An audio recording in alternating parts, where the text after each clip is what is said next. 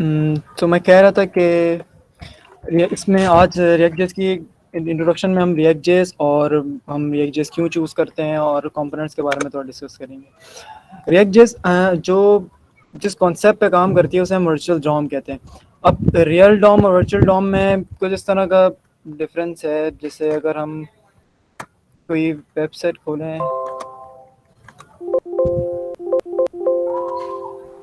This ये हमारे पास Dave और फिर इसके ये हम ये जितनी भी चीज़ें लिखी हुई है कि रियल डॉम कहलाती हैं, लाइक ट्री नोड, इस तरह ये सारी चीज़ें रियल है। अब वर्चुअल डॉम इस तरह होती है कि हमारी जो रियल डॉम होती है उसकी कॉपी वर्चुअल डॉम होती है। हम रिएक्ट के थ्रू अपनी वेबसाइट में कुछ भी चेंजेस करते हैं, लाइक कोई बटन ऐड करते हैं या बटन के ट्रिगर पे कोई इवेंट हम करते हैं, तो उससे क्या होता है कि हमारी वर्चुअल डॉम जो होती है, जो हमारी कॉपी होती है, वो बन जाती है, एक रियल डॉम की एक कॉपी बन जाती है। अब वो कॉपी हमारी रियल डॉम से कंपेयर होती है और फिर जहाँ हमने सिर्फ चेंजेस की होती हैं वो हमारी रियल डॉम में चेंज होती हैं और वो चेंजेस शुरू हो जाती हैं। इससे ये क्या होता है कि हमारी रियल डॉम जो पूरी वेबसाइट होती है वो पूरी रिफ्रेश नहीं होती है। अगर हम जिस तरह बेसिक जावास्क्रिप्ट या एचटीएमएल सीएसएस पे कोई चेंजेस करते हैं तो वो क्या करता है कि पूरी वेबसाइट को हमारी रिफ्रेश कर देता है। अब हमने एक वेबसाइट में अगर हमने एक बटन की चेंजेस किए हैं, एक डिफ है और उसके अंदर फिर 2-3 बटन से हमने एक न्यू बटन ऐड किया, तो वो क्या होगी, जो न्यू बटन्स हो गए वो उसकी एक न्यू वर्चुअल डॉम बन चुकी होगी। अब ये जो वर्चुअल डॉम बनी है वो हमें रियल वर्चुअल डॉम से कंपेयर होगी और उसके बाद जहाँ हमने चेंजेस की हुई होंगी वो चेंजेस ऐड हो जाएंगी। तो इससे क्या होगा कि हमारी पूरी वेबसाइट जो है वो पूरी रीलोड नहीं होगी, अब वो पूरी दोबारा से रेंडर नहीं होगी, सिर्फ उसके जो पर्टिकुलर पार्ट है वो सिर्फ चेंज होगी। अब जैसे अब इसके रिएक्ट जेएस चूज़ करने के कुछ फ़ायदे हैं, जैसे फ्लेक्सिबिलिटी, परफॉर्मेंस और रीयूजेबल कंपोनेंट्स। फ्लेक्सिबिलिटी में हम ये कर सकते हैं कि हमारी जो ऐप होती है वो रिएक्ट जेएस पे वो हम इजीली मॉडलाइज कर सकते हैं अपने कोड को सेपरेट करके। एक हम कंपोनेंट वाइज काम करेंगे, हम अपनी फंक्शंस को सेपरेट करेंगे, इससे हमें थोड़ी फ्लेक्सिबिलिटी हो जाती है हमारी एप्लीकेशन डेवलपमेंट में। परफॉर्मेंस वर्चुअल डॉम की वजह से काफ़ी अच्छी हो जाती है कि पूरी हमारी वेबसाइट रूल नहीं होती, काफ़ी हमारा टाइम बच रहा होता है। और रिएक्ट हमें कंपोनेंट्स के लिए यूज़ हो रही है। अब एक वेबसाइट है उसमें डिफरेंट बटन्स हैं, डिफरेंट बटन्स यूज़ कर रहे हैं, डिफरेंट फॉर्म्स यूज़ कर रहे हैं, तो हम वो फॉर्म्स बार बार नहीं बनाएंगे, एक फॉर्म्स बनाएंगे और एक बटन्स बनाएंगे और पूरी वेबसाइट में उसे हम रीयूज़ कर रहे होंगे डिफरेंट प्रॉप्स के थ्रू। कंपोनेंट्स जिस तरह जावास्क्रिप्ट में फंक्शंस होते हैं इस तरह वो भी सेम ही होती है, फंक्शंस और इन दोनों का पर्पस सेम है। सिर्फ ये है कि रिएक्ट जिसमें जो हम कंपोनेंट्स या फंक्शंस बनाते हैं वो एचटीएमएल से रेंडर्स या रिएक्ट एलिमेंट्स रेंडर्स कर रही होती हैं। जैसे एचटीएमएल के कोड हम जिस तरह लिखते हैं इस तरह हम इस कंपोनेंट के थ्रू हम रेंडर करवा देते हैं। ये कुछ छोटी बेसिक्स थी रिएक्ट जेएस से रिलेटेड। कोड की तरफ आते हैं।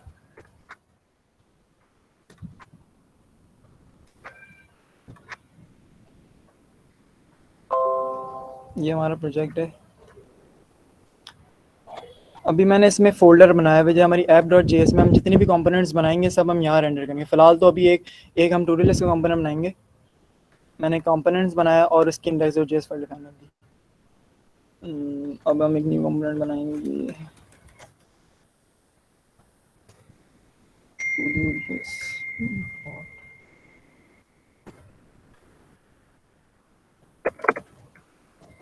अच्छा अगर यहाँ पे क्वेश्चन है, ये जो आपने मतलब थोड़ा सा ये बता दें स्टूडेंट्स को कि ये कैसे बनाया आपने, रिएक्ट पे इनिशियलाइज कैसे किया था ये हेलो वर्ल्ड पे। Project basic NPS create react app से हम बनाते हैं प्रोजेक्ट।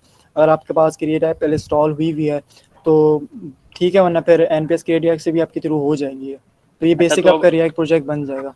अच्छा एक मिनट अभी रुक जाए, फिर हम जरा पूछ लें सबसे कि सबका ये हुआ भाई, यहाँ से यहाँ तक काम अगर नहीं हुआ हो तो पहले वो भी दिखाना पड़ेगा स्टार्ट से। अच्छा अच्छा। तो यहाँ पे बता दें सबका हुआ भाई, एक दिखा दिया जाए कि कैसे रिएक्ट का जो है वो हेलो वर्ल्ड कैसे प्रिंट करना है रिएक्ट पे। किसी का रहता है तो सबके पास है, फिर इसका मतलब है किसी का रहता तो नहीं है भी रिएक्ट का ये। आई थिंक मेरे ख्याल से ये आपका मुस्तफ़ा और वसीक और वकास अली, आप सबके पास है रिएक्ट पे चल रहा है अभी, और काशिफ।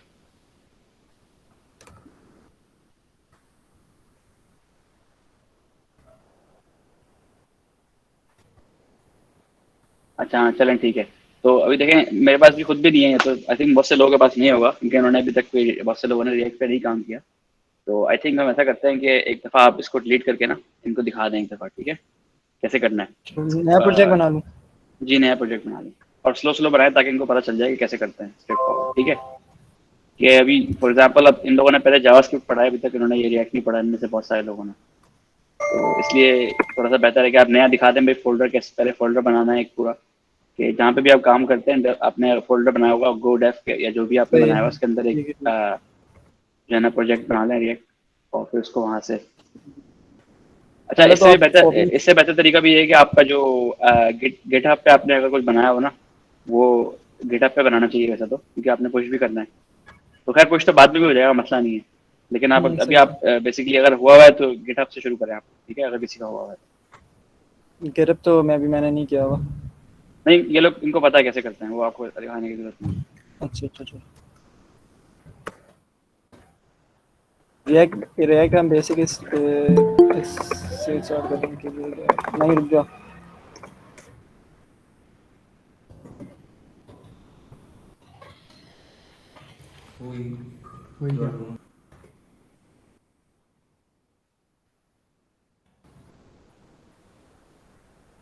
हम्म। जी, तो ये सब ये लोग ये जिस तरह कर रहे हैं ना, एनपीएक्स उन्होंने कमांड डाली है उसमें, तो अपने उसमें तो ये टू डू लिस्ट क्यों नहीं करना जरा ये। इसमें शायद नेमिंग की रिस्ट्रिक्शन होती है। यूनिक कैपिटल नेम होना लेटर शायद चाहिए। नहीं करते। जी। तो नाम तो वैसे कैपिटल माई लेटर से ऐप, होना चाहिए। हाँ माई ऐप वैसे नाम इतना सही नहीं है, आप लोग ट्राई करें to do list, to do लिख दें खाली बेशक, ताकि वो फिर आपके पास प्रोजेक्ट का नाम सही हो। अच्छा, एनपीएक्स जो होता है सर, ये क्या होता है एनपीएक्स, ये भी बता दें कि एनपीएक्स का मतलब होता है कि एनपीएम का कोई चीज़ होती है, पैकेज होता है, क्या होता है। जी, एनपीएम की पार्ट होती है, वैसे हम एनपीएम से करते हैं लेकिन डॉक्यूमेंटेशन में एनपीएक्स है, तो हम इसी के थ्रू यूज़ कर रहे होते हैं। ठीक है।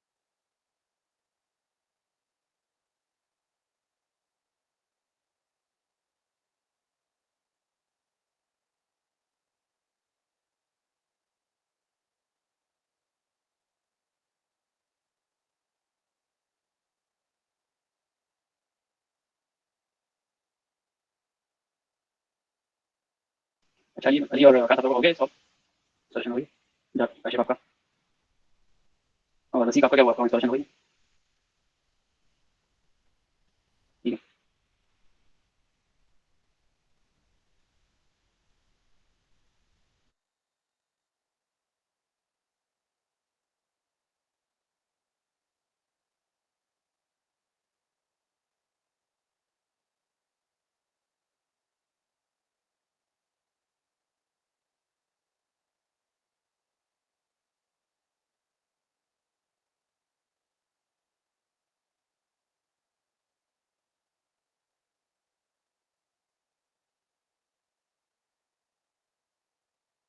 जी, अभी और हम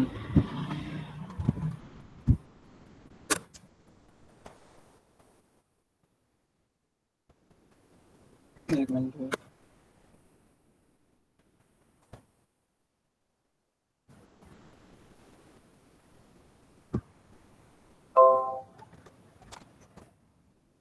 ऐप क्रिएट करने के बाद ऐप के रूट फोल्डर में आके मैंने फिर सीएमडी खोलनी है और फिर स्टार्ट करनी है।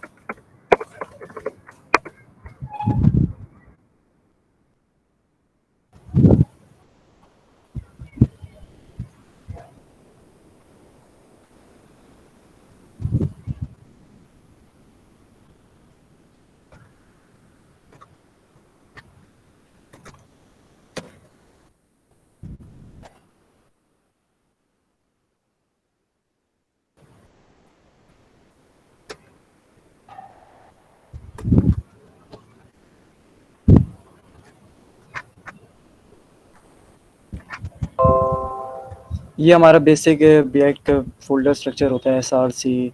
पब्लिक में हमारी इंडेक्स एचटीएमएल फाइल्स लाई थी और इसमें ऐप डॉट जेएस और ऐप डॉट जेएस और इंडेक्स डॉट जेएस में फ़र्क ये होता है कि इंडेक्स डॉट जेएस में हमारी मेन जो रिएक्ट कंपोनेंट है वो रेंडर हो रही थी ऐप की, और ऐप डॉट जेएस में हम अपनी फाइल्स, हमारे जो जितने भी कंपोनेंट्स होते हैं वो हम सारे रेंडर्स कर रहे होते हैं।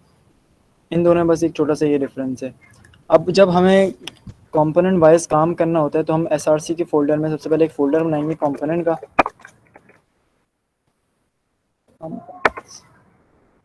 इसमें हमारा एक फोल्डर अपने कंपोनेंट का, जिसका नाम है टू डू।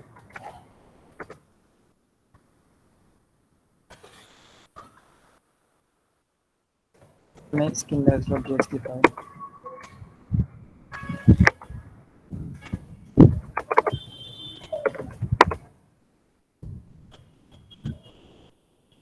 अब हम इधर इसका इंटरवल इसके सेपरेट कंपोनेंट बनाएंगे, जिसके बाद फिर जो ऐप डॉट जेएस में हम रेंडर करेंगे। फिलहाल इसकी ये रन हो चुकी है।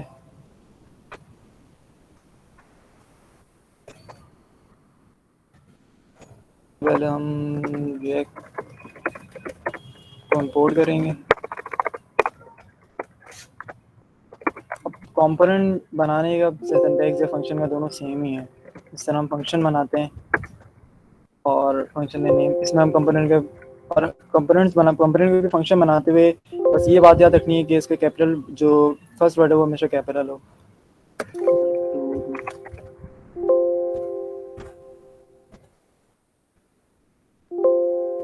और रिटर्न करा देंगे हमारी जो HTML है जो हम लिखेंगे। फिलहाल हम से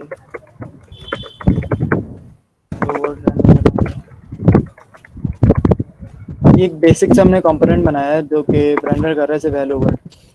ये मुझे ये कंपोनेंट ये फाइल अपनी ऐप डॉट जेएस में चाहिए, तो फिर इधर हम हमारे पास एक्सपोर्ट और इंपोर्ट का नाम कॉन्सेप्ट आता है। सिंटैक्स इसका इस तरह होता है कि एक्सपोर्ट डिफॉल्ट और फिर हमारा कंपोनेंट का नाम।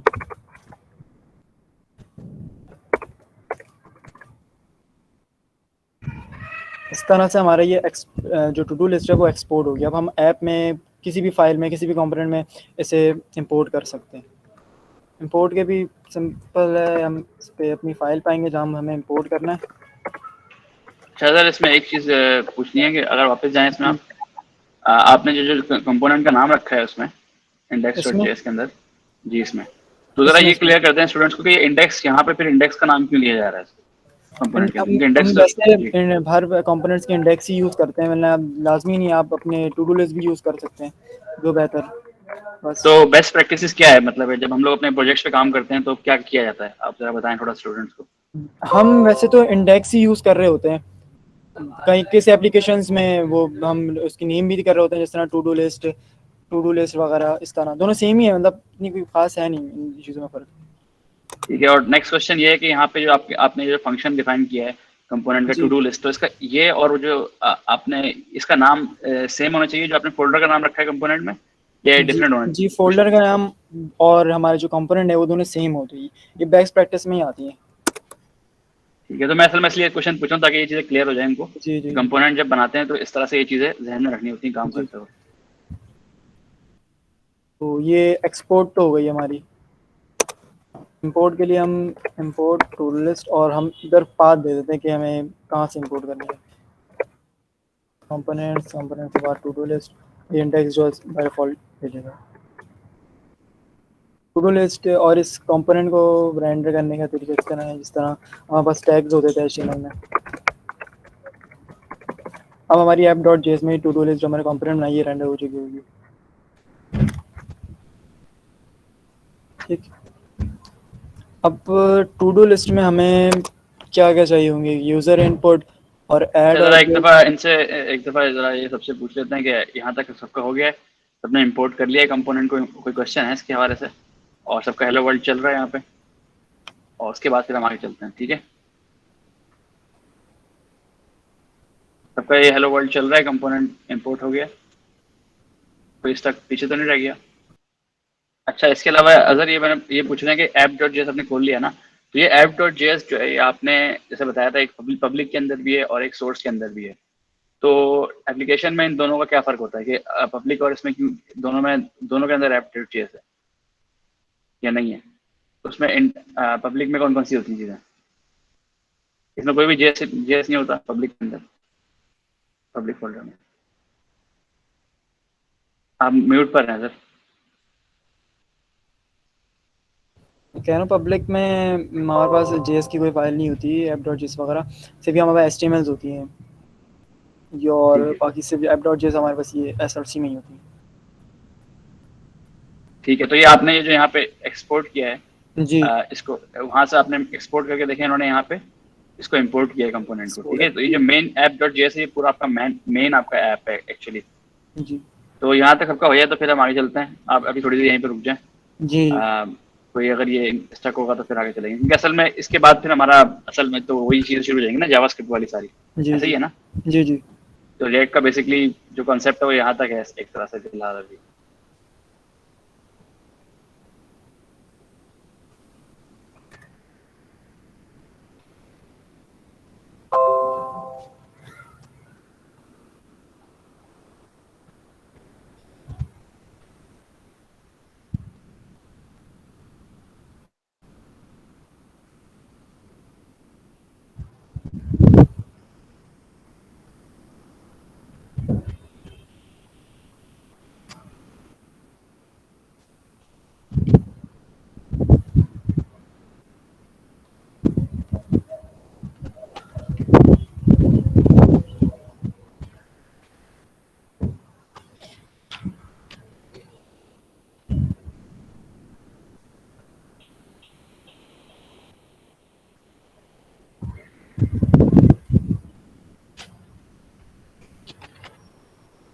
ठीक है, आगे चलें फिर। सबका हो गया आकाश? कैचअप कर दिया आपने?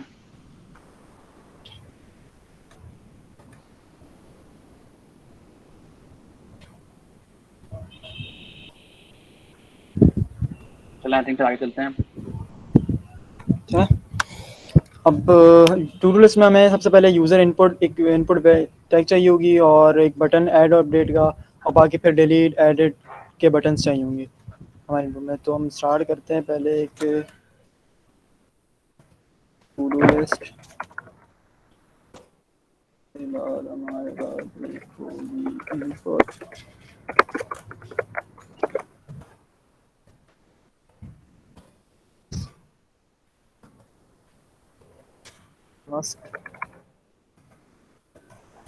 और एक बटन,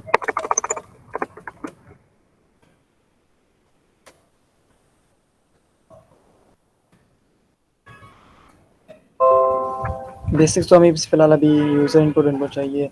उसके बाद हमें हमारी हेडिंग होगी,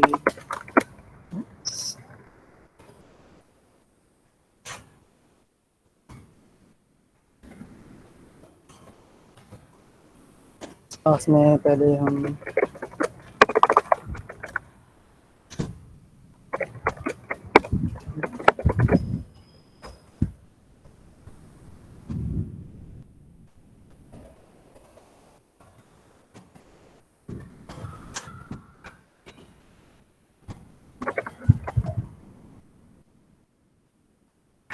तो हमारी कुछ इस तरह टू डू लिस्ट बनेगी। पहले हम यूज़र इनपुट से वैल्यू टारगेट करेंगे, उसे ऐड करवाएंगे, और फिर हमारी जितनी भी टास्क ऐड हो चुके होंगे वो सारी लिस्ट उनकी यहाँ शो हो जाएगी।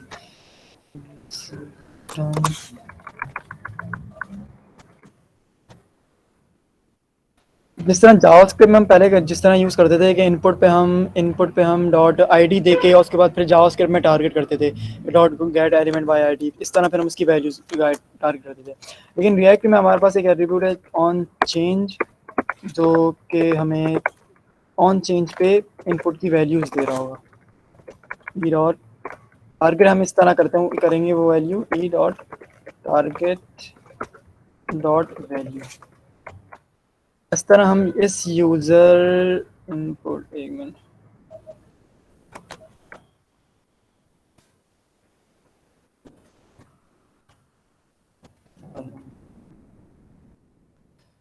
इस इनपुट में हम कोई भी चेंजेस करेंगे जो सारी वैल्यूज़ हमें कहाँ मिल रही हैं, यहाँ मिल रही हैं। जैसे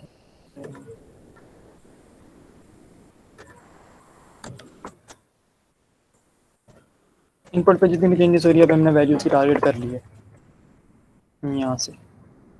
अब ये वैल्यू हमें स्टोर करवानी है। अब जावास्क्रिप्ट में तो हम वेरिएबल से या हमें जिस तरह हमें सही लगती है कि फंक्शंस में वेरिएबल्स बना के एक ग्लोबल वैल्यू बना के हम इस वैल्यू को टारगेट कर देते हैं। लेकिन अब रिएक्ट में हमारे पास ये स्टेट का कॉन्सेप्ट है, यूज स्टेट। स्टेट हम सबसे पहले इंपोर्ट करेंगे रिएक्ट से यूज स्टेट के नाम से, और इसका बेसिक सिंटैक्स ये कॉन्स्ट, इसमें दो चीज़ें हम देंगे। पहली ये कि जो हमारी वेरिएबल या स्टेट का नाम होगा, और दूसरी वो जिसे हम जो वो फंक्शन जो हमारी स्टेट को अपडेट कर रहा होगा कि हम एक पहले तो हम नाम देते हैं इसे टास्क। अब अपनी हम इस कंपोनेंट में इस टास्क को सिर्फ इसके नाम से इस नाम को कॉल करके हम टारगेट कर लेंगे इसकी वैल्यू। ये वैल्यू हम सेव करने की हुई। अब दूसरी फंक्शन सेट टास्क इस स्टेट को अपडेट करने के लिए हम यूज़ करेंगे, यूज स्टेट डाल देंगे। ये एक बेसिक सिंटैक्स है स्टेट बनाने का। पहले हमारी वेरिएबल का नेम जहाँ जो हमारे स्टेट का नेम जहाँ हम वैल्यू स्टोर कर रहे हैं, और दूसरा सेट टास्क। अब इस स्टेट में हम कोई भी डेटा टाइप की वैल्यू स्टोर कर सकते हैं, एरे हो, ऑब्जेक्ट हो, बूलियन हो, स्ट्रिंग नंबर, कुछ भी। तो फिलहाल हम टास्क में स्ट्रिंग ही सेव करेंगे। सेट टास्क ऑन चेंज पे वैल्यूज हमें यहाँ मिल रही थी। अब हम इस फंक्शन में सेट टास्क कॉल करके इसकी वैल्यूज पास कर देंगे। ठीक है, एक स्टेट बनाई टास्क सेट टास्क की। अब इधर हमारी स्टेट टास्क सेव हो रही होगी, और ये सेट टास्क हम यहाँ कॉल कर रहे हैं ऑन चेंज के फंक्शन पे, ताकि हमारी इनपुट में कुछ भी चेंजेस आए वो हमारी उस स्टेट में सेव हो जाए। ठीक है, अब हमारी टास्क इस स्टेट से अपडेट हो चुकी होगी। अब हम अब टू डू लिस्ट में कुछ फंक्शंस बनेंगे, जिस तरह ऐड टास्क अच्छा का, अगर डिलीट वो का। थोड़ा सा आप जूम इन कर लें, कंट्रोल प्लस करके स्क्रीन, कंट्रोल प्लस से होता है ना, क्या चीज़? कंट्रोल प्लस दबाएं तो थोड़ा जूम हो जाएगा, और आपका जो एडिटर है। अच्छा अच्छा अच्छा अच्छा, ठीक है, हाँ ठीक है। ठीक है। अब जी जी, अब सही है। फंक्शंस बनाएंगे हम ऐड के, डिलीट के और एडिट के। पहले हम एक फंक्शन बनाते हैं ऐड का। अच्छा एक मिनट, यहाँ पे थोड़ा सा रुक जाते हैं, तो जी थोड़ा जी सा स्टेट के बारे में कंफर्म कर देंगे भाई। स्टेट इसमें हमारी जो एक नया कॉन्सेप्ट भी आया है रिएक्ट के अंदर, जी जी तो स्टेट क्या होता है, यूज स्टेट क्या होता है, थोड़ा सा ये अगर सबको क्लियर है तो ठीक है, नहीं तो थोड़ा एक्सप्लेन कर देंगे इसको। जी जी, मैं बता आप देता लोग हूँ। पूछ लें जी, आप क्वेश्चन स्टेट, पूछने हैं तो पूछ लें इधर से। अच्छा अच्छा अच्छा अच्छा।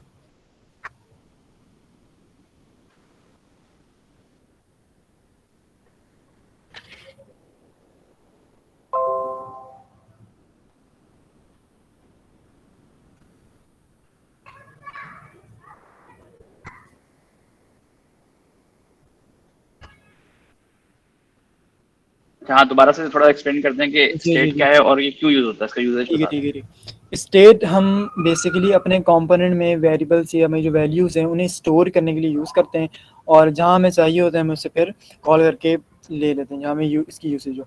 यूज़ करने से बेसिकली यही है, जिस तरह हम वेरिएबल यूज़ करते थे जावास्क्रिप्ट में, वैल्यू स्टोर करते हैं, इस तरह सेम कॉन्सेप्ट स्टेट का भी यही है कि हम वैल्यू स्टोर करने।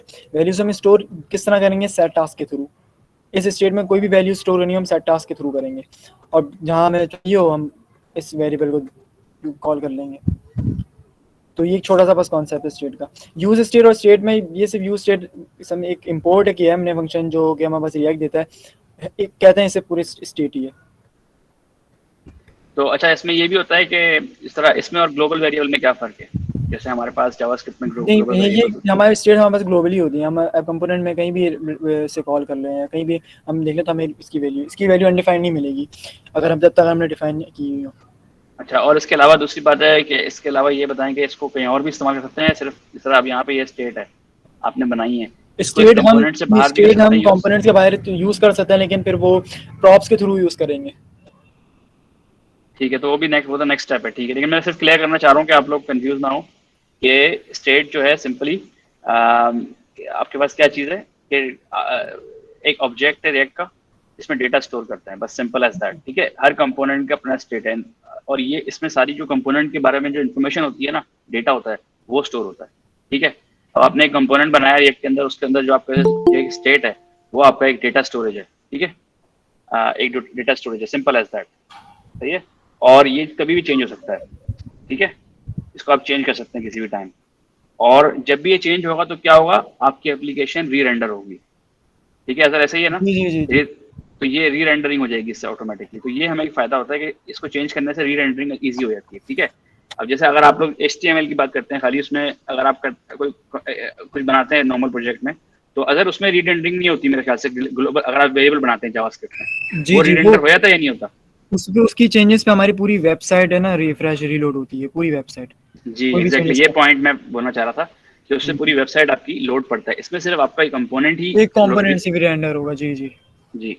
ठीक है, तो ये क्लियर है कॉन्सेप्ट, ये बहुत जरूरी कॉन्सेप्ट है, इसलिए मैं थोड़ा रुक गया था यहाँ पे, ताकि आप लोगों को ये समझ में आ जाए कि क्या फर्क है वनीला जावास्क्रिप्ट में और इसके अंदर। इससे पहले आपने जितने भी प्रोजेक्ट बनाए सब वनीला जावास्क्रिप्ट के थे, ठीक है। लेकिन अब आप रिएक्ट में आए हैं तो रिएक्ट के अंदर जो बेनिफिट्स हैं वो आपको आहिस्ता आहिस्ता बताएंगे, जो जो चीज़ आएंगी सामने, ठीक है। तो यहाँ पे इसके अलावा ये एक चीज़ और बता दें कि ये टास्क और सेट टास्क, ये सेट टास्क क्या है, कोई लाइब्रेरी है, क्या है ये, मतलब इसके सेटास अंदर? एक तरह से एक फंक्शन है जो हमारी इस स्टेट को अपडेट कर रहा होगा। That's it. ठीक है। हम इसे तो किसी भी ये कहीं भी कॉल कर लें। अच्छा, I have a question अगर जी then I have a question।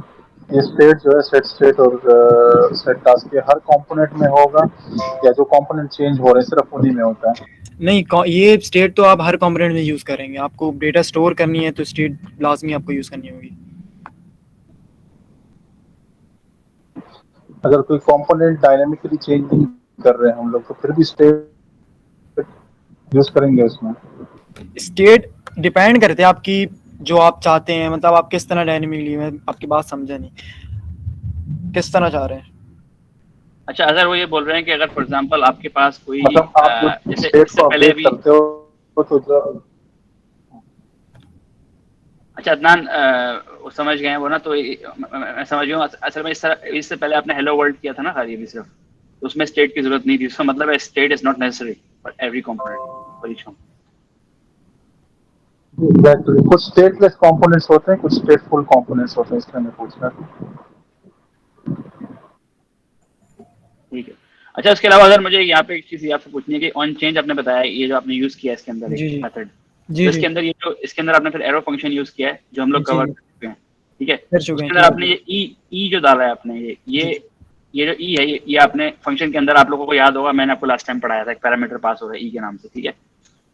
तो ये ई इसको नाम क्यों दिया गया है, ये क्या चीज़ है, ये मतलब ये है, इसको हम थोड़ा ये explain करें। असल में हमारे पास काफ़ी ऑब्जेक्ट्स टाइप चीज़ें रिटर्न करती हैं, तो हम इस ई के टारगेट करते हुए ना सारी वैल्यूज़ जो भी होती हैं, हम अब फिलहाल तो अभी हम वैल्यूज़ कर रहे हैं। इससे पहले अगर कोई और भी चीज़ें हम अगर चाहिए हों या एलिमेंट टारगेट करना हो तो इसके थ्रू ही हम यूज़ करते हैं। तो बेसिकली ई फॉर एलिमेंट है, सही जी यही बात जी है। थोड़ा सा नाम, थोड़ा सा इसमें आप देखें फ्रंट एंड वाले थोड़ा सा डिफरेंट यूज कर रहे हैं, बैक एंड में थोड़ा डिफरेंट तरीके से यूज करते हैं, लेकिन मैं ये कहना चाह रहा था कि बेसिकली वही चीज़ है।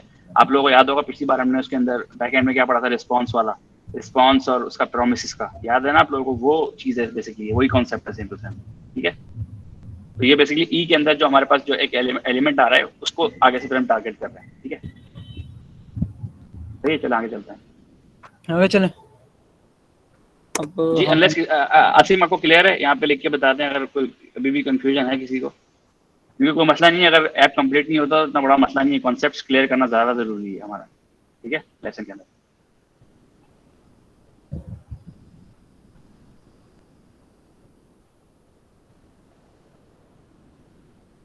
ठीक है, आई थिंक क्लियर है, आगे चलते हैं, फिर हम थोड़ा सा उसको देखते हैं और। ठीक है।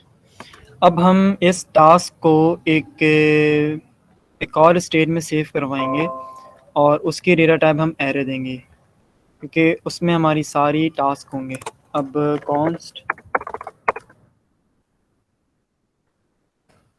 ऑल टास्क और सेट और ये हमने स्टेट बना दी। इस स्टेट में हमारे पास एक से ज़्यादा वैल्यूज़ होंगी, तो हम इधर एरे यूज़ करेंगे, ठीक है। फंक्शन बनाते हैं।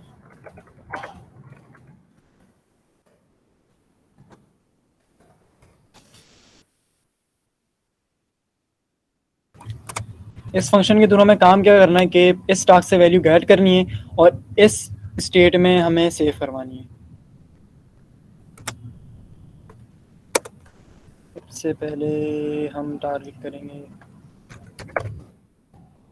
ये बताता हूँ, एक इस फंक्शन में सबसे पहले हम क्या काम ये करेंगे कि टेम्परेरी एरे डिफाइन कर देंगे।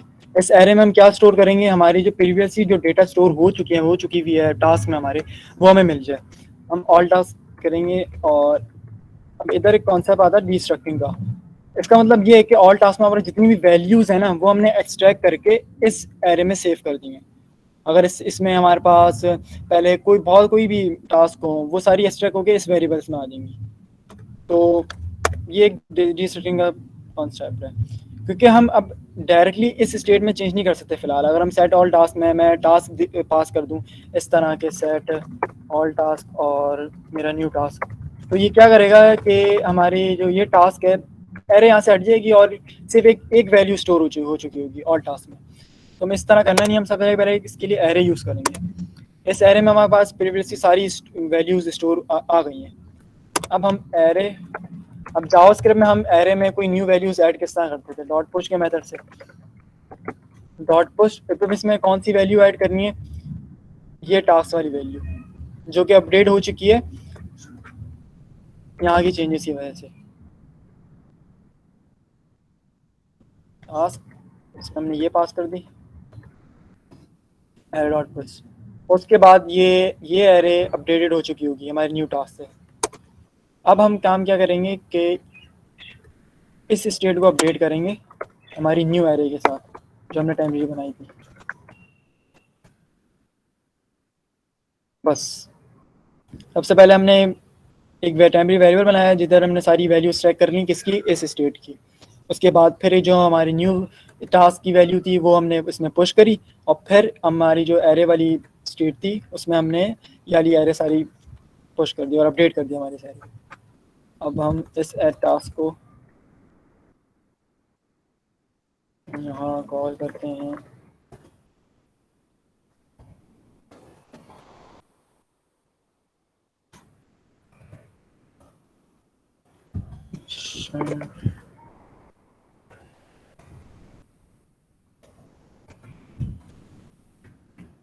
लगता है हमने ये कॉल कर दिया है। हम यहाँ कंसोल कराते हैं।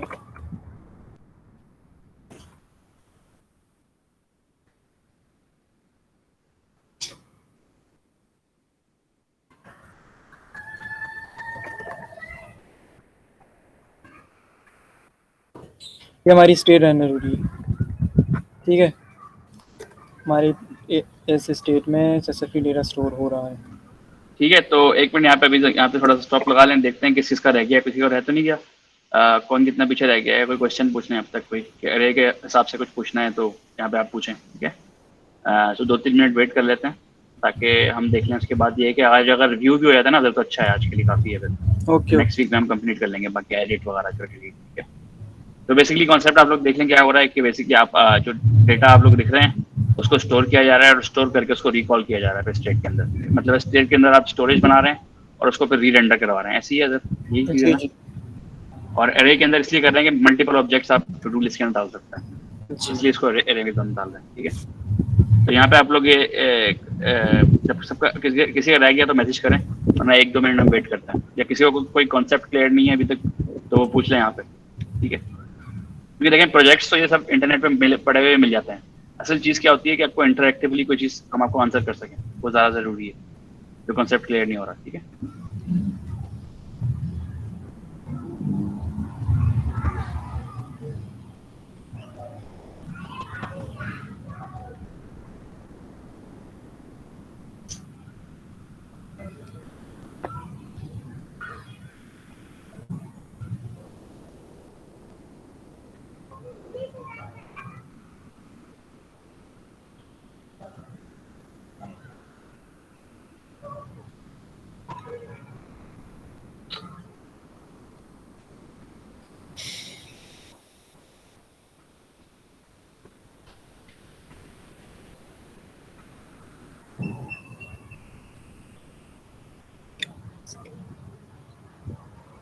अच्छा थोड़ा सा ये मुझे क्वेश्चन आया किसी का, ये 3 डॉट्स जो है इनका बता दें। ये डीस्ट्रक्टिंग कर रहे हैं, इसका ये कॉन्सेप्ट था मैम कि हमारी जो इस एरे में, वैसे तो नॉर्मल जावास्क्रिप्ट में भी कोई एरे की वैल्यूज अगर स्टैक करनी हो और एक न्यू वेरिएबल असाइन करने हो तो हम डीस्ट्रक्टिंग यूज़ कर रहे होते हैं। अभी फ़िलहाल तो इधर कुछ भी नहीं है, लेकिन अब कुछ टास्क ऐड करने के बाद ही फिर भी सारी वैल्यू स्टोर हो चुकी होंगी, तो उन्हें हम यहाँ टारगेट कर रहे हैं, ताकि फिर जब न्यू वैल्यूज़ अपडेट करें तो हमारे पास पुराना डेटा भी हो और हम जो नया ऐड कर रहे हैं वो भी हो, तो कंप्लीट हमारे पास अपडेटेड स्टेट या अपडेटेड वेरिएबल हो, तभी हम यूज़ कर रहे हैं जिस रीस्ट्रिंग का कॉन्सेप्ट।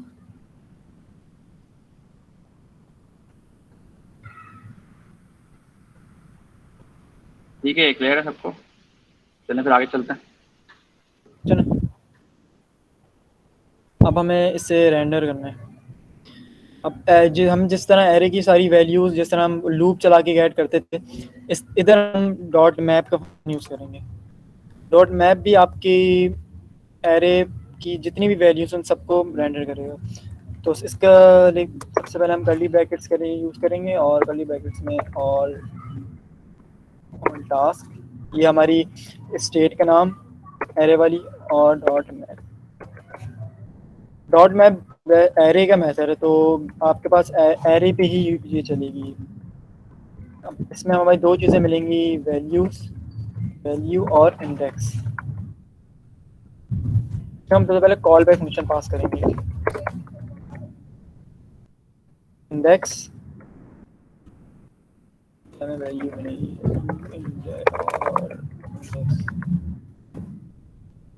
ये मैप क्या करेगा, ऑल टेस्ट की जितनी भी वैल्यूज़ हैं इन सबको आइट्रेशन इस करेगा और एक एक वैल्यूज हमको हमें रिटर्न कर देगा। अब हम इधर जिस तरह पहले हम जावास्क्रिप्ट में डॉट क्रिएट एलिमेंट पी या हम इस तरह एलिमेंट्स क्रिएट करते थे, इधर हम सिंपली अपनी जो HTML है उसे पेस्ट कर देंगे फिर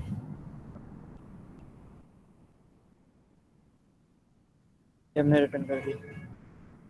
ये हमने जो डिव या हमने एलिमेंट जो भी चीज़ें बनाई, ये हर इंडिविजुअल वैल्यूज़ के लिए रेंडर हो रहा होगा, जितनी भी वैल्यू सेव हैं। अब ये वैल्यू हमें इस पैराग्राफ में चाहिए, इस तरह हम इसको यूज़ करेंगे। अगर वैल्यूज़ हमें HTML में यूज़ करनी है तो हम कर्ली ब्रैकेट्स में यूज़ करेंगे।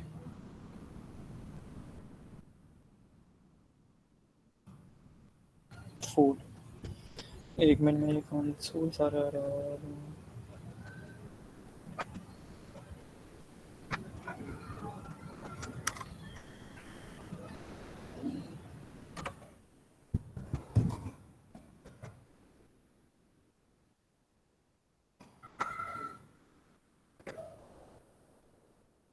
ठीक है। हमने ऐड के फंक्शन में करा और इस पे से मैप चलाया अपनी एरे वाली स्टेट पे, हमें वैल्यू और इंडेक्स मिली, यहाँ से हमने इसकी वैल्यूज़ को यहाँ पे रिटर्न करवा दिया। कोई है क्वेश्चन या फिर आगे बढ़ूँ?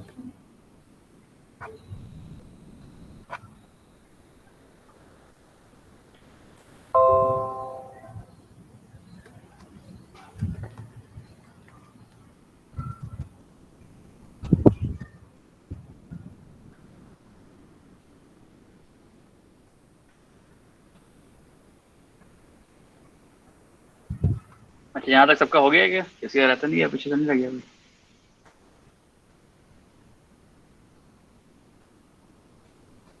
कोई क्वेश्चन किसी ने पूछना है यहाँ पे चैट में पूछ लें, कोई कॉन्सेप्ट इसके अंदर समझ नहीं आ रहा अभी तो।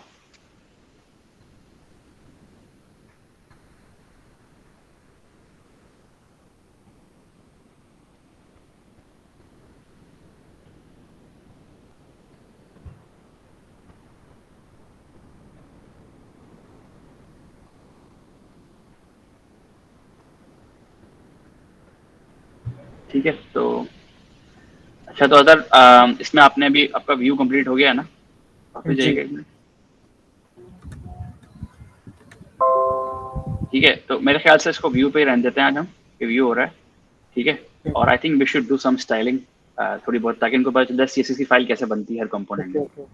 ठीक है, थोड़ी स्टाइलिंग कर लेते हैं, फिर हम नेक्स्ट वीक कंप्लीट करेंगे। तो बेसिकली हर कंपोनेंट की अपनी स्टाइलिंग होती है, वो दिखाना है इनको कैसे होती है वो। ओके, पहले हम अपनी इस डिफ को टारगेट करते हैं। बेसिक HTML जब हम यूज़ करते थे तो हम क्लास नेम इस तरह नहीं रखते थे। अब इधर हमें क्लास नेम या इस तरह की जो भी टैग यूज़ करनी हो हम इस तरह लिखेंगे इमेजेस में।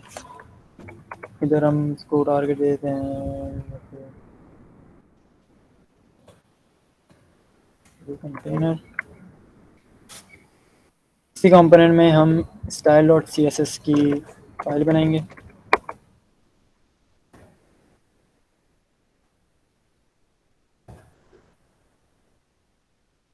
क्लास कोड और रखिए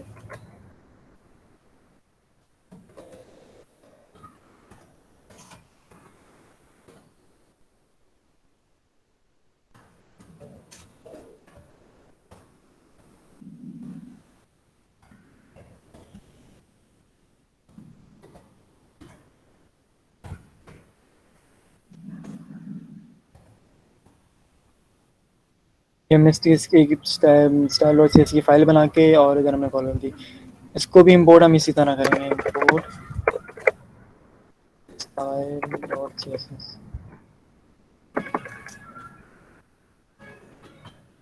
ठीक है, हमने अपनी इंपोर्ट कर दी स्टाइल डॉट सी एस की फाइल और यहाँ पे मैं थोड़ी स्टाइलिंग कर दी, पैडिंग दे दें।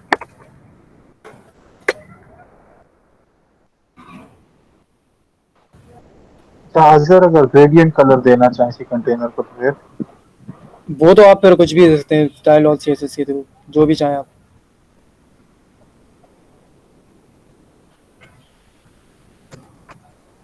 अच्छा, शाजिब ने एक क्वेश्चन पूछा हुआ सर, ये देख लें। अच्छा अच्छा,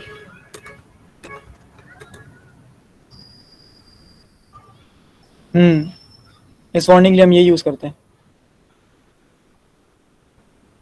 वो इसकी बात कर रहे हैं, यहाँ पे जो भी एरर हमारे पास आ रहा था इन डैशबोर्ड में। अगर हम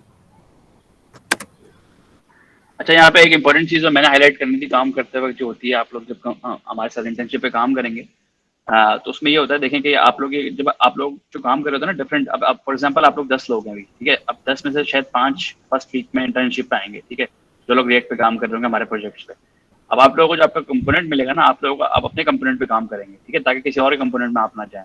तो ये चीज़ देखने वाली है, कंपोनेंट वाइज जो हम लोग काम करते हैं, ताकि किसी और के काम में इंटरफेरेंस ना हो। सबसे बड़ा इंपॉर्टेंट पॉइंट ये है टीम वर्क में, ठीक है। आपका कंपोनेंट है, आपके पास अपनी इंडेक्स फाइल है, आपके पास अपनी स्टाइलिंग फाइल है। सबसे बड़ा मुझे लगता है बेनिफिट, एक बहुत बड़ा बेनिफिट रिएक्ट का ये है as compare to vanilla JavaScript, ठीक है। इसमें आप देखें किस तरह से अलग अलग कंपोनेंट्स बनाएंगे। कंपोनेंट्स के अंदर for example to do list है, लेट्स से एक लॉगिन पेज है, एक साइन अप पेज है, ठीक है, और फॉर एग्जांपल एक चेकआउट पेज है, एक कार्ड पेज है। वो सब के सब पेज अलग अलग कंपोनेंट्स के अंदर होते हैं, ठीक है। तो आप किसी और के कंपोनेंट में नहीं जाते। आपको आपका इंटर्नशिप में आप देखेंगे आपको आपका अपना दे दिया जाएगा कि भाई आपने इस पे काम करना है, ठीक है, तो फिर आप उसी पे काम करेंगे, ठीक है। और फिर जब आप कंप्लीट टेस्ट कर लेंगे, तो फिर आप उसके बाद जो हमारी जो फाइल है उसके साथ में मर्ज कर देते हैं, जो हमारी app.js है, ठीक है। तो ये कॉन्सेप्ट समझने वाला बहुत जरूरी है। और तभी तभी फिर अजहर ने शुरू में एक्सप्लेन किया था ये कंपोनेंट इस तरह से बनाना है, ठीक है। तो अक्सर लोग क्या करते हैं, जब उनको इतना एक्सपीरियंस नहीं होता फ्रीलांसिंग वगैरह में, क्या करते हैं वो एक साथ, आपको याद होगा अजहर पहले कुछ हमारे जो इंटर्न्स हैं उन्होंने एक साथ मिक्सअप कर दिया था, सारा कंपोनेंट्स नहीं बनाए थे। तो उससे क्या होता है, फिर आपका ये नुकसान होता है कि बाद में फिर डिबग नहीं होता और एज ए उसको स्केल नहीं किया जाता आसानी से। मतलब बड़ा प्रोजेक्ट नहीं बन सकता, वो छोटा मोटा प्रोजेक्ट तो बन जाएगा, लेकिन बड़े प्रोजेक्ट के लिए कंपोनेंट स्ट्रक्चर बहुत जरूरी है, ठीक है, इसको समझना। सबसे बढ़िया आपका जो आज का टेक आउट होना चाहिए, यही होना चाहिए कंपोनेंट्स पे कैसे काम करना है, ठीक है। और आपने देखा है स्टाइल, उसने उसका ये basically style dot C S S जो है किसका है, ये सिर्फ टू डू लिस्ट का है, ठीक है। जी तो ये इस तरह से आपने ये ध्यान में रखनी है बात इस चीज़ को, ठीक है। अच्छा सर, एक क्वेश्चन मेरा यहाँ पे, उसके बाद हम क्लास खत्म करते हैं आज की। जी जी एक क्वेश्चन बस ये है कि फॉर एग्जांपल आप अगर आपने आप स्टाइल पे जाइएगा जरा, style dot C S S, इसके अंदर हमने ये बनाया टू डू कंटेनर, ठीक है। जी अच्छा, इसमें अगर हमने एफिशिएंसी अगर दिखानी है कि बेसिकली हमें पता है कि कुछ चीज़ स्टाइलिंग की ऐसी है जो बहुत सारी जगहों पे यूज़ होनी है, तो जी फिर क्या जी। किया जाएगा, उसका क्या फिर करना हम जैसे कंपोनेंट्स है, कंपोनेंट में एक स्टाइल के कंपोनेंट एक फोल्डर बनाएंगे और फिर एक हम जो भी एक जो हमारे पास कॉमन फाइल होगी सीएसएस की वो कर लेंगे, और फिर हर जगह एक सीएसएस की फाइल हम अपने सारे कंपोनेंट्स में रेंडर कर रहे होंगे। है। इसलिए वेरी गुड, मैंने एक्सलेंट। इसमें तो फिर यहाँ ये जो यहाँ पे CSS वाली फाइल है, ये कहाँ app dot C S S, ये कहाँ यूज़ होती है, ये थोड़ा हमारी सा ऐप बताएं। डॉट जेएस में हम ये भी कर सकते हैं कि ऐप डॉट जेएस में कर लें। वैसे तो हम ये स्टाइलिंग और इंडेक्स जितने भी हैं सबके लिए अलग अलग फोल्डर्स, अलग अलग फाइल्स यूज़ करते हैं। जी जी, बेस्ट प्रैक्टिस तो यही है कि एक जी साथ कोई बेस्ट फाइल ना प्रैक्टिस बनाई यही जाए। है। जी जी जी बिल्कुल, एग्जैक्टली। तो आप लोगों को ये बात क्लियर हो गई है कि बेस्ट प्रैक्टिस क्या है रिएक्ट, क्योंकि मैं ये इसलिए एम्फेसाइज कर रहा हूँ कि आप लोगों को मेरे ख्याल से अगले अगले अगले हफ्ते के बाद आप लोगों अक्सर आप लोगों में से लोग इंटर्नशिप पे आएंगे जो मंथ्स टाइप पे काम करेंगे हमारे साथ कंपनी में कुछ टाइम के लिए। तो ये चीज़ बहुत ज़रूरी है समझना, क्योंकि अगर ये किसी को समझ नहीं आएगा तो वो बेसिकली हमारे साथ कंपनी में काम कर नहीं पाएगा अभी फिलहाल, क्योंकि ये उसको समझ नहीं आएगी चीज़ कि भाई कहाँ पे मैं कौन सा काम करूंगा, तो किसी हमारा कोड खराब हो जाएगा फिर हमारा जो कंपनी में काम चल रहा है। ठीक है, तो ये चीज़ आप लोगों को क्लियर है, किसी को कोई कंफ्यूजन तो है नहीं है इसमें कि किस तरह से मैंने अपने कंपोनेंट पे काम करना है कंपोनेंट वाइज। ठीक है, और ऐप डॉट जेएस कहाँ पे यूज होगा, app dot C S S में क्या यूज होगा, तो हम उसको ऐसे छोड़ देते हैं। अगर आपको दिखाएंगे ना कोड अपना, उसमें कोई चेंजेस नहीं होती है, वो वैसी की वैसी रहती है। ठीक है, और ये जो इन्होंने बताया कि अगर फॉर एग्जांपल हमारे पास 10 कंपोनेंट्स हैं, उसमें से कुछ स्टाइल्स एक जैसे हैं, तो उसके लिए फिर वो कह रहे हैं तब भी आप कंपोनेंट के अंदर एक फाइल बना लें, ऐप डॉट जेएस में नहीं डालें, फिर app dot C S S में ना डालें फिर भी। ठीक है, सही है सर। फिर कुछ और आखिरी चीज अगर करनी है या फिर? जस्ट जी एक और क्वेश्चन, जी जी। जी एक और क्वेश्चन है, ये जो कंपोनेंट्स हैं अगर कॉमन कंपोनेंट हो, ठीक है, अगर फॉर्म फील्ड हो या कोई और कॉमन कंपोनेंट, तो वो कॉमन कंपोनेंट फिर हम अलग फोल्डर बना के उस पे फंक्शंस पैरामीटर्स डाल के जो चेंज होगी बाद में वो कॉल कर सकते हैं इस तरह, जी जिस जी, तरह हम वो सीएसएस कर रहे प्रॉप्स हैं, आप बोल रहे प्रॉप्स हैं के सर थ्रू ऐसे यूज करते करेंगे। हैं, प्रॉप्स यूज करते हैं हम उसके लिए। जिस तरह मैंने अभी एक टू डू लिस्ट बनाई ना, ये टू डू लिस्ट, अब मैं इसे कहीं कॉल कर रहा हूँ, ये ऐप डॉट जैसे मैंने इसे यहाँ कॉल की, अब मैं इसमें प्रॉप्स जो भी मेरी प्रॉप है मैंने इसकी वैल्यू बता दी, यहाँ पे डिफाइन कर दी, और फिर यहाँ कॉल करके मैं यहाँ रिसीव हो जाएगी, और फिर हम अब उस कंपोनेंट में कहीं भी उसको रन करा सकते हैं। तो ये कंपोनेंट का यही, वैसे हम आगे यही करते हैं, कंपोनेंट हाँ का अभी हमारा आगे काम है। उस पे प्रॉप्स पे आएंगे तो फिर प्रॉप्स समझा देंगे ना हम लोगों को, जी अभी जी, तो लेकिन ये उसका फिर पेरेंट टू चाइल्ड और चाइल्ड टू पेरेंट हम डेटा फिर भेजे होते हैं, वो आगे के होंगे। ठीक है, चले फिर रैप अप करते हैं इसको अजहर, फिर नेक्स्ट वीक से यहीं से स्टार्ट करेंगे इंशाल्लाह। ठीक है, ओके। सही है। किसी ने क्वेश्चन पूछना है कोई? आखिरी कोई क्वेश्चन किसी ने पूछना है? और कोई मसला नहीं है, जिनको समझ में नहीं आ रहा अभी ज़्यादा, तो नेक्स्ट वीक दोबारा से हम लोग दिखा देंगे। ठीक है, जो चीज़ें होती हैं जो। और इसके अलावा हम ऐसा करेंगे अबू बकर, आप एक जो है ना एक कोई एक सिंपल सा प्रोजेक्ट इंटरनेट से भी ना जो अच्छा हो बिल्कुल, वो भी आप वीकेंड पे दे दें इन लोगों को एक करने को, ताकि अपलोड कर दें। उससे फिर ये होगा कि इनको और बेसिक्स इसी पता चल जाएंगी प्रोजेक्ट की। ठीक है, एक सिंपल सा ना, मतलब है कोई इसमें ज़्यादा कॉम्प्लिकेटेड ना हो, स्टेट्स और बस ये प्रॉप्स वगैरह सिंपल चीज़ें हो सिर्फ। ठीक है, हुक्स वगैरह उसके अंदर ना हो, इस तरह की चीज़ें ना हो जो मुश्किल है अभी। ठीक है,